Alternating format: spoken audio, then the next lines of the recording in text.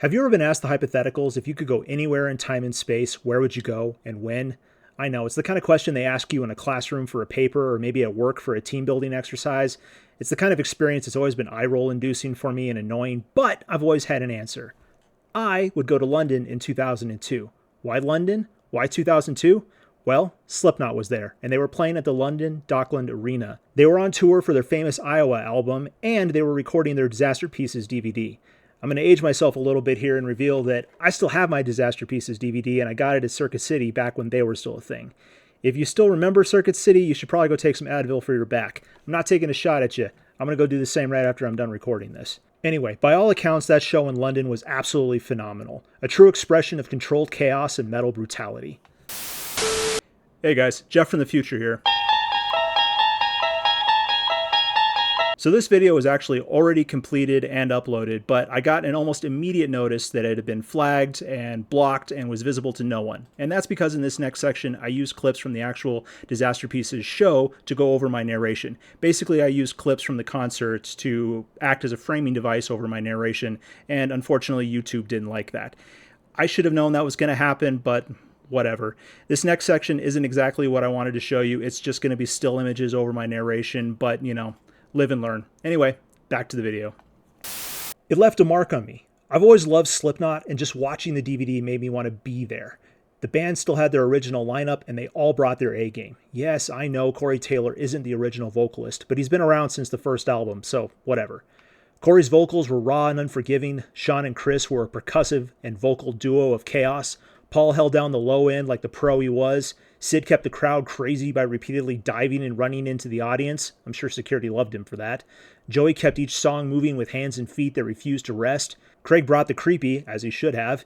And Jim and Mick's riffs helped etch Slipknot's sound into metal history. You guys already know that I'm a huge fan of Jim Root. I've talked about him a lot, specifically about his signature guitars and how I've modeled several of mine after his. What you may not know is that I'm also a big fan of Mick Thomson. Mick's presence is intense and intimidating. Everything from his physical frame to his mask are imposing, and his riffs are iconic. During that show in London, one thing in particular caught my eye, and that was Mick's signature red BC Rich Warlock. It was pointy, it was mean, it was metal as f***. It fit his aesthetic and vibe perfectly. During that show, he played that one in a black version of the same guitar. He may have also played a third one with a black flame maple top at that same show, but I'm not positive about that. Anyway, Mick played those signature BC Rich Warlocks for a number of years. They can be seen at other live shows, in music videos like the one for Left Behind, and on musical guest appearances like on Conan. He's had other signature guitars with other brands including Ibanez, Jackson, and most recently ESP Ltd, but there was something about those BC Rich Warlocks. They stuck with me. I wanted one. To me, it was an iconic piece of metal history. It was all over a performance that helped shape the metalhead I am today, and I wasn't even there. But it was 2002 and I was a kid. Getting a guitar like that wasn't in the cards for me. I did have an opportunity a few years ago to grab a used one from my local music store, but it was $600 and I'd had some expensive bills hit.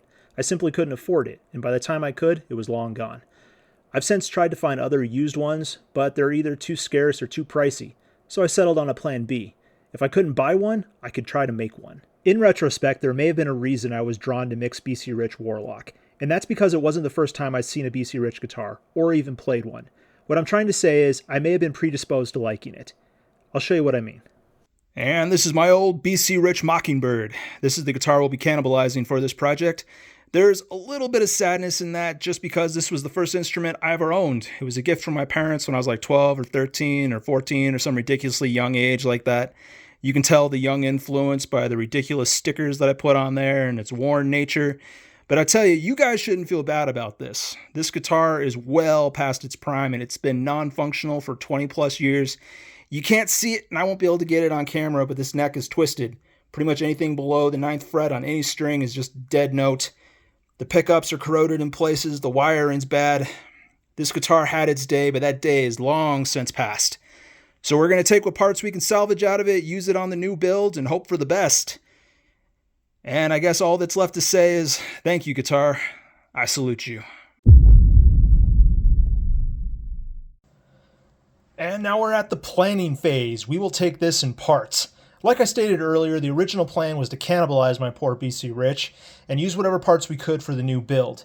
But as I got deeper into the planning process and started looking at what I needed versus what I had, I realized that the only thing that was going to be possibly applicable was the hardware.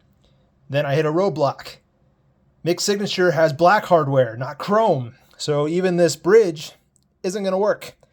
So it was time to get all new hardware. So let's take a look at what we do have. As with every build, we need a good starting point, and this time I think eBay's got my back. We will start with the bridge. Mick's Signature uses a black wraparound bridge, so I went out and got a black Geiger wraparound bridge with these nice gold saddles. I thought it looked awesome. And then I tried to line it up with the body and realized that the pole spacing wasn't going to work.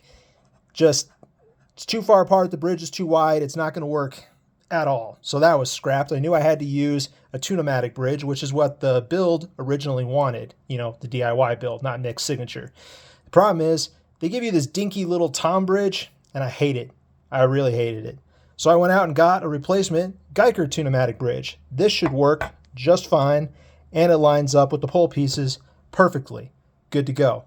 It's a little disappointing that I won't be able to use a wraparound bridge, especially since it won't fit the overall aesthetic that Mick's guitar has. But I don't think it's going to look bad, and it should function just fine. Now let's talk about electronics. Mick's Signature Warlock originally came with stock BC Rich pickups. However, he quickly switched them out for EMG Active 8185 set for better, clarity, tone, overall better pickups. However, I only ever use my bridge pickup, and I don't really see myself varying from that with this build, so I went with a singular EMG Active 81 pickup with a solderless wiring setup. There is a challenge here because this particular body is not routed for an active pickup. It's only routed for passive pickups. There is no room to fit the 9-volt battery that's needed to power the EMG 81 Active. You can see here on the back that there's really only space for the pots. I really only plan to use a tone and volume pot, so I won't even be using a switch since I only have one pickup, but that's still not a lot of room for a 9-volt battery, and I don't want to complicate things by cramming everything in there. So this leaves me with the challenge of where to put the 9-volt battery. But then my wife had a fantastic idea. Since I don't plan to use the neck pickup space, why not use that cavity space for the 9-volt battery? Brilliant! I'm embarrassed I didn't think about it myself. But that leaves me with the quandary of what to do with that overall cavity once the battery's in there. It's not going to look good if it's just sitting out there. So I popped on eBay, found some covers. I figure I'll paint this to match the body, and it should look pretty good. Regarding the pots, Mick's Warlock really only uses the volume one. In fact, that's all it ever has. There is no tone pot. However, I'm a little bit concerned with neck dive with this guitar, especially since I'm not going to be using a neck pickup. I need to make up some mass. So I figure, even though I don't use a tone pot, I will use one for this build, or at least install one, even if it's only ever dimed to 10. Also, I don't really want the volume pot sitting here. It's just too close to the pickup, and it's going to be a great way to knock my hand against some metal. So we'll move everything to the back. I figure the volume pot will go here, tone pot will go here. I'll have a little bit of extra mass to account for that missing pickup, and hopefully we'll avoid a little bit of neck dive. Speaking of the neck, let's talk about the plan there. My original plan for the tuners was to use hipshot locking tuners. I've used them on a bunch of builds, and I love them. They're very effective, and their stability is unmatched. However, you'll notice that on the neck here, you really can't install them for two reasons. One, the hipshot locking tuners tend to come with a guide plate to help you install them without any issue or screws, and these are not all on a line. They're kind of in a nice little arc here, and that's on both sides, so we can't use that. The second reason is, let's say you don't use the guide plate. Hipshot locking tuners have a 90-degree angle for the screw point, meaning where you actually attach the tuner to the neck via a screw. These are offset. So for those two reasons, I'm not going to be able to use the hipshot locking tuners, but I was able to find some Geiger locking machine heads, and these, while also being locking tuners, do have that offset angle that I need. Arguably one of the most iconic bits of Mick's Signature Warlock is the Hate inlay, and I have a plan for that, but it may not pan out. So whether or not it actually makes the final assembly, well, we'll have to wait till the end to find out. Finally, let's talk about paint and finish. The first time I saw Mick's Warlock, it had that candy apple red on there, and I loved it. It's not as metal as, say, his black one, but it's still pretty awesome. So here's the plan. We're going to use a black primer base coat. Over that, we'll use this apple red. I think this should work. However, in the event that it's too light, maybe it looks pink or maybe it just doesn't apply well, I have a black paint backup, which should align with his other signature model of the same type. To finish the body, we're going to use gloss clear. I've used this on a previous build, and I think this stuff goes on super well. For both the paint and for the finishing polyurethane clear gloss, I've got this stuff. What you do is a wet sand, apply this stuff, wet sand again, and everything looks shiny and even. And that's going to be the overall goal for this. So we'll use this stuff both after we apply the red or black, and we'll do it once we finish the clear gloss. For the neck, the plan is slightly different. We are going to paint match whether we use the red or the black, and we are of course going to use the black primer before we start the paint. We will of course use the wet sand and this stuff to make everything nice and even. However, for the finish, I don't want to use the clear gloss. I want something that's going to make for a little bit easier transition up and down the neck with the hands. So we're going to use this Minwax polyurethane warm satin. This stuff is nice and smooth and should work absolutely perfectly, making for easier transitions up and down the neck compared to gloss. The plan is set and the hopes are high. I'll see you guys after each phase. Alright, so the primer layer is applied and looking pretty good. I gotta admit, the black is pretty awesome. Kinda hoping the red doesn't work out so I can use the black paint. But we're resolved to do the red, so that's what we're gonna stick with. The neck is also looking pretty good. It is ready for the red paint. Same with the cavity covers. Even though we're only using one, I figure if I screw up one, I can just use the other. Alright, time to get red. And it's painted, and it looks great. Truth be told, a part of me wanted the red to fail just because the black primer coat looked so badass, and I really wanted to use the black paint over it. But like I said, I was resolved to use the red, so that's what we stuck with. It's not perfect, there are some runs in the paint, but I don't think they're going to be overly noticeable, so I'm not going to worry about it. Quick call out for the logo. For all my previous assemblies, my wife has been kind enough to do a logo, and we've stuck with the style up until this point. But for this assembly, I felt like the logo needed to be updated. I asked her to make it sharper and to make it more metal, and she accommodated. She knows my favorite band is Korn. Always has been since I was a kid. Yes, I know this is a Slipknot guitar video. It's not a Korn video, but she knows Korn is my favorite band, and she thought she would incorporate their stylized font into our logo and lettering. She flipped the E like they flipped the R, and then she kind of blended everything together along with the stylized font to create this, and I think it's awesome. I think it came out perfect. This may be my logo going forward, I don't know, but for this build, it absolutely works. Anyway, from here, we go on to the clear gloss coat. Quick reminder though, for the back of the neck, we're going to go with a satin finish to accommodate hand movement up and down the neck. But once all that is done, I'll check back in with you guys later. Finally, the clear gloss is done, with the exception of the back of the neck, which has that satin finish. Kind of like with the paint, the clear gloss has some runs in it, but I'm not going to sweat it. They're not overly noticeable. One other observation I had is that this clear gloss is more like a high gloss. Not a complaint, but definitely a factor. Now that all this is done, it is time to move on to assembly. Let's start putting shit together, yeah?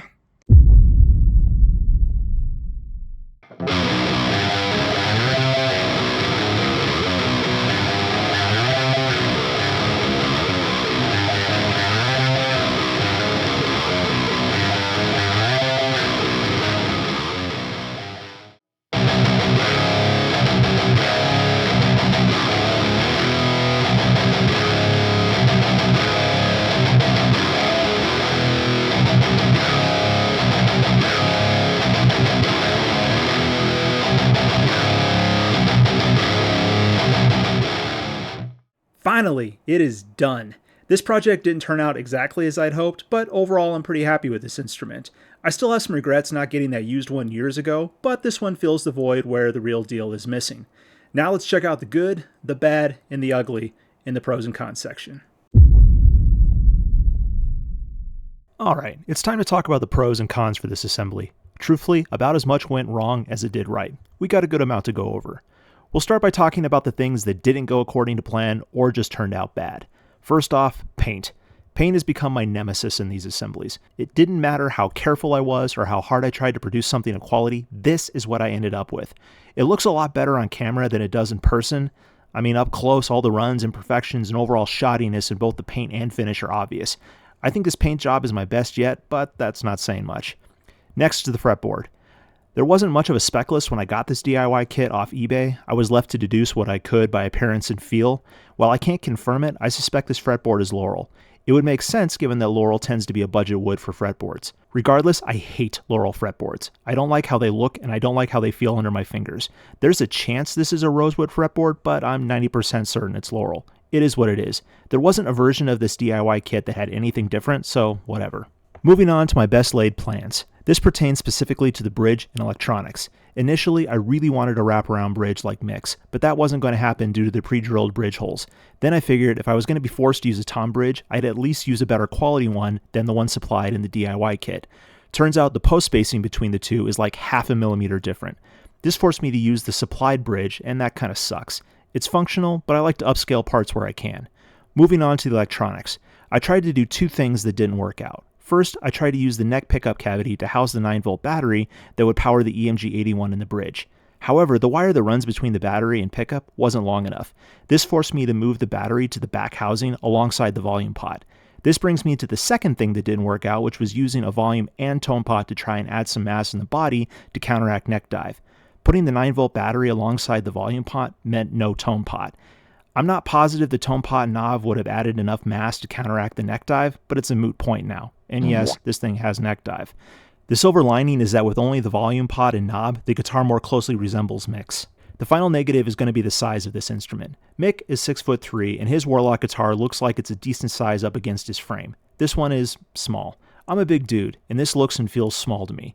Obviously, this doesn't affect anything other than perception, but I was still a bit disappointed.